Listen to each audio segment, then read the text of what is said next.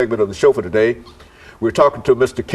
Kenneth Caine, who is the coordinator of the Nashville Black Covenant Coalition. I'm sorry about that. You know, we've been stumbling through this all evening, but I think NBCC. NBCC. Yeah. Okay, Nashville Black Covenant Coalition, and this is a group of individuals that have come together in an effort to try to deal with some of the real economic and social ills that are facing many young African American men today. Not only African American men, but more than not African American men. And so let's give you an opportunity to make some other statements in reference to some of those individuals you are trying to serve. Well, as I said, it comes out of my spiritual center. I believe people of faith have a responsibility.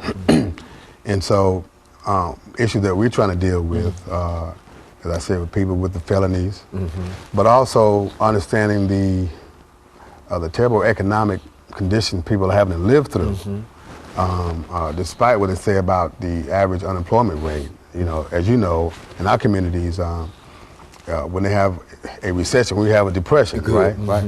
And so that's continuing, but it's getting worse. And of course now the violence and the drug scene. And so we understand that something structurally must be done.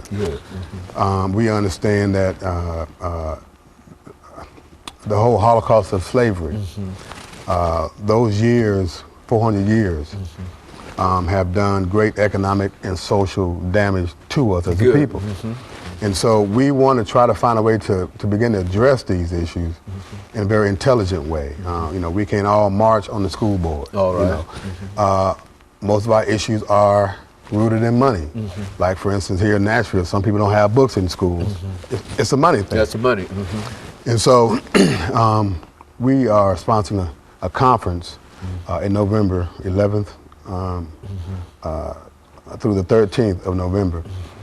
A group called Cobra is coming into town to talk about restitution and reparations. You know, how do we help America to deal with its historical debts that have yet to be paid?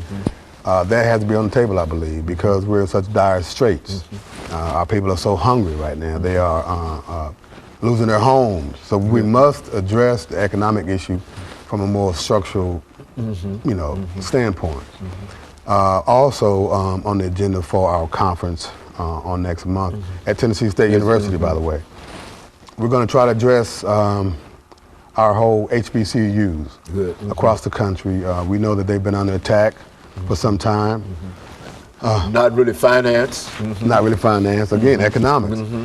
And so, you know, we're excited about this.